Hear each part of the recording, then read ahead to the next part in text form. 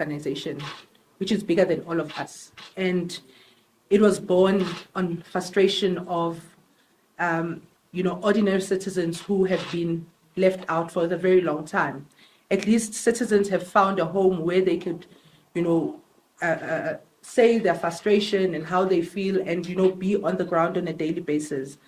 I don't think there's anyone that has powers to close down OperationDudula. That's the same reason why we're going to appeal, because we want to continue. Our main aim is to make sure that we live in a safe South Africa and a law-abiding citizens. My people, could OperationDudula lose this case? Could they still win? Now let me tell you, OperationDudula could lose this case. Yes. Why they could lose? Number one, they didn't defend themselves in time. Number two, the law is very clear against discrimination and violence. Number three, there's a lot of public pressure, even international groups are watching. Number four, the case is not only about Dudula, it's about whether the government failed to protect the people. So everything is stuck against OperationDudula right now. Unless something changes fast, they are likely to lose this case. Now, could they still win? Yes, they could win, but only a little. They could win a part of it, only if they prove they never used violence, or if they convince the court that they are simply protesting peacefully for local jobs. Or if the court says we will not shut down the movement, only give warnings and limited orders. We're fighting against illegality, whether it's done by foreigners or whether it's done by South Africans. We're just fighting illegality. And unfortunately, illegal immigration is just one at the top, because all of the other things that we are facing as a country is brewing through illegal immigrants. I mean, people are killed and women are raped.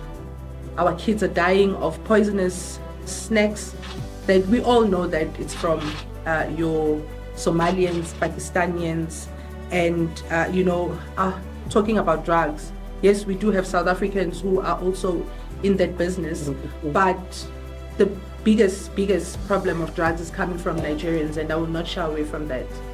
And we have a lot of hijacking of properties in and around the cities and in townships, but the government is not addressing that. The buildings just here in the city have been hijacked. When you ask who the landlords are, they are Congolese, they're Nigerians, some, yes, are Zimbabweans. This is public knowledge. We've seen it on social media platforms. We've seen it on media mainstream. Now I want to talk about the issue of health facilities. Now there's an order that we must stop protecting our public facilities. When it was evident, we've seen it, how many times the police have busted vehicles going to Zimbabwe with medicine, stolen medicine. Just now, the recent one, did we lose people in that accident? The one that we lost, about 40 people.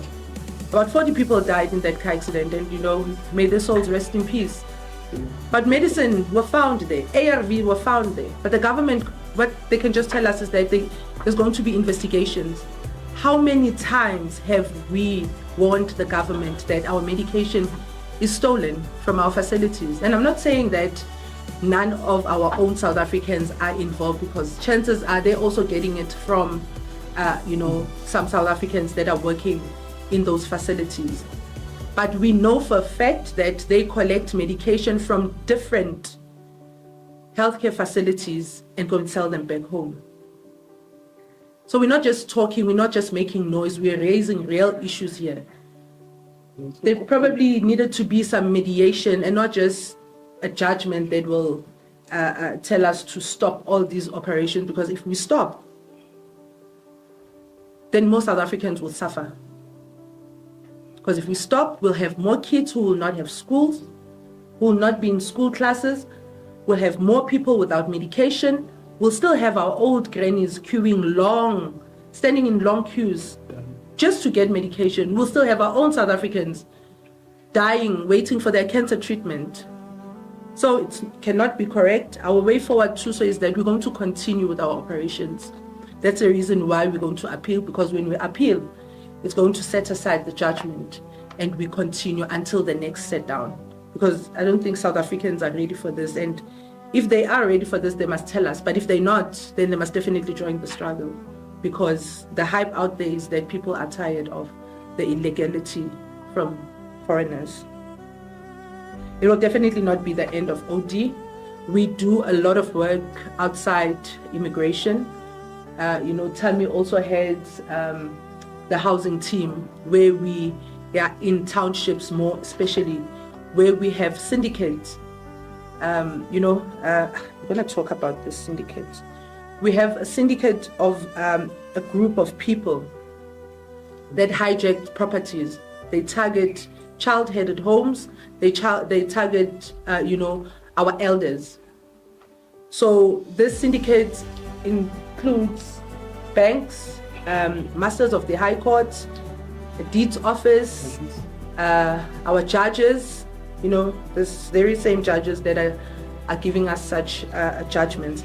Judges, sheriffs, police, and the list goes on. So it's a well-coordinated syndicate. And if you don't know your story, then you will not win. But we are having people that are being evicted from their homes on a daily basis by the same syndicate. We've reported this matter to police, the Minister of Justice, but we're not getting joy.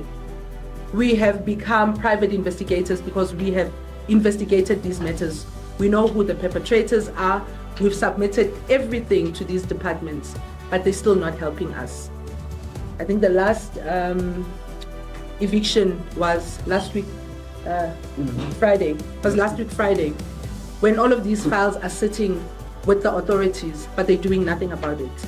So people are no longer reporting these crimes to authorities. They'd rather opt to come to OperationDudula because that's where they get help. So what we're appealing here is that, if you looked, one of the other things is that you look at the judgment. It says it's got costs in it. Remember, we were not represented. Now you wanna cost us, and we were not represented. So that's also something else that we're going to appeal for. But also give us an opportunity to bring our case and talk about our issues. I mean, yes, we were served, but there were some technicalities that happened and we were not represented at that time. Now all we are saying is that we want to be represented.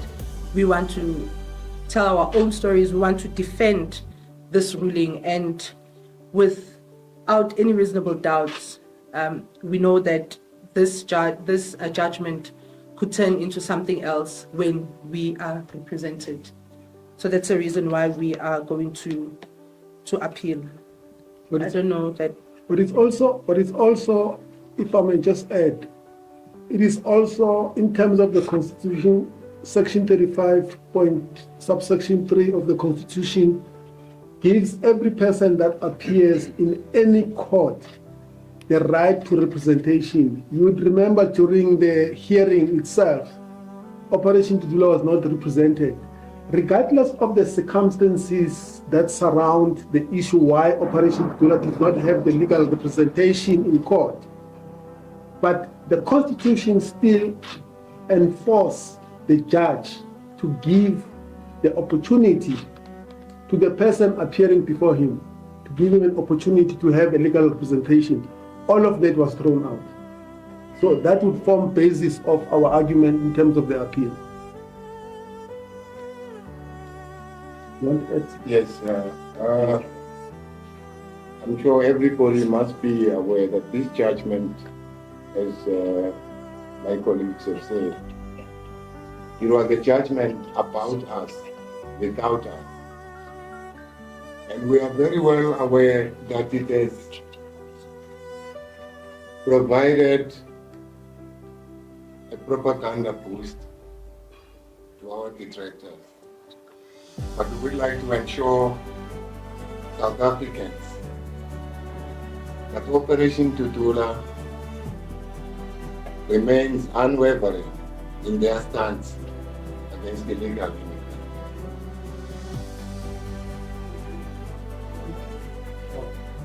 Thanks. Njabule, just to add, man, on the issue of the judgment of the seat of Joburg. Look, in 2021, Council, seat of Joburg, they've adopted informal trading policy, and it has been sitting there.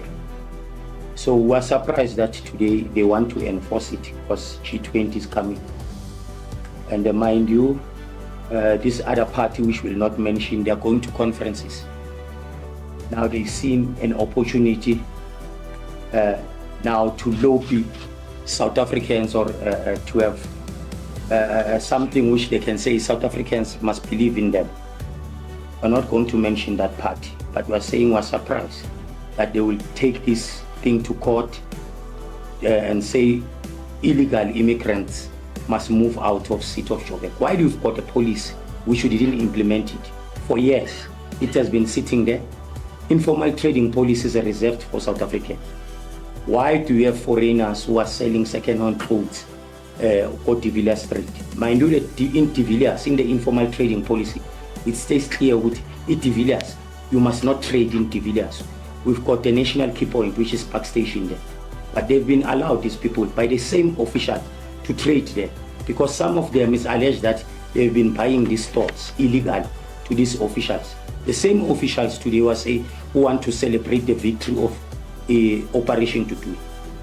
The organization which went to De Villiers Street, it was OperationDudula 2022, when MMC Nkulimbu is Kuli from Action SA.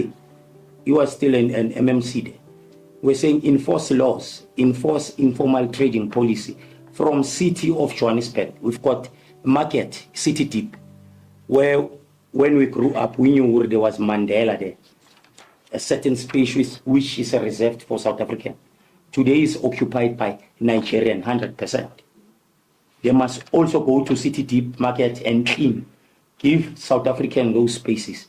So we're saying the appeal, it will not stop us. I mean, the judgment, it will not stop us, we'll appeal. And when we come back, we'll be more radical.